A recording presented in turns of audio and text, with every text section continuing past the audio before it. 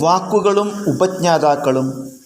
Biology എന്ന വാക്കിൻ്റെ ഉപജ്ഞാതാവ് ജീൻ ലാമാർക്കാണ് ബയോളജി എന്ന വാക്കിൻ്റെ ഉപജ്ഞാതാവ്.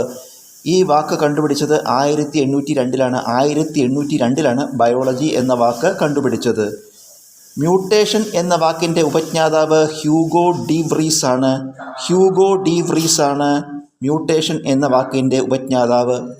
ഇക്കോളജി എന്ന വാക്കിൻ്റെ ഉപജ്ഞാതാവ് ഏണസ്റ്റ് ഹെയ്ക്കലാണ് ഇക്കോളജി എന്ന വാക്കിൻ്റെ ഉപജ്ഞാതാവ്. ഇക്കോളജി എന്ന പദം കണ്ടുപിടിച്ചത് 1866ലാണ് ഇക്കോളജി എന്ന പദം കണ്ടുപിടിച്ചത്. ഇക്കോസിസ്റ്റം എന്ന വാക്കിൻ്റെ ഉപജ്ഞാതാവ് A.G. ട്രാൻസ്ലിയാണ് ഇക്കോസിസ്റ്റം എന്ന വാക്കിൻ്റെ ഉപജ്ഞാതാവ്. വിറ്റമിൻ എന്ന വാക്കിൻ്റെ ഉപജ്ഞാതാവ് കാസിമർ ഫങ്കാണ് വിറ്റമിൻ എന്ന വാക്കിൻ്റെ ഉപജ്ഞാതാവ്.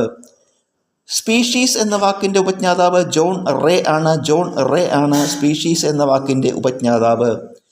ഹരിത വിപ്ലവം എന്ന വാക്കിൻ്റെ ഉപജ്ഞാതാവ് വില്യം ഗൗഡാണ് ഹരിത വിപ്ലവം എന്ന വാക്കിൻ്റെ ഉപജ്ഞാതാവ്.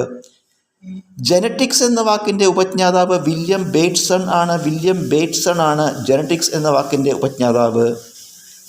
ജീൻ എന്ന വാക്കിൻ്റെ ഉപജ്ഞാതാവ് വില്യം ജോഹാൻസൺ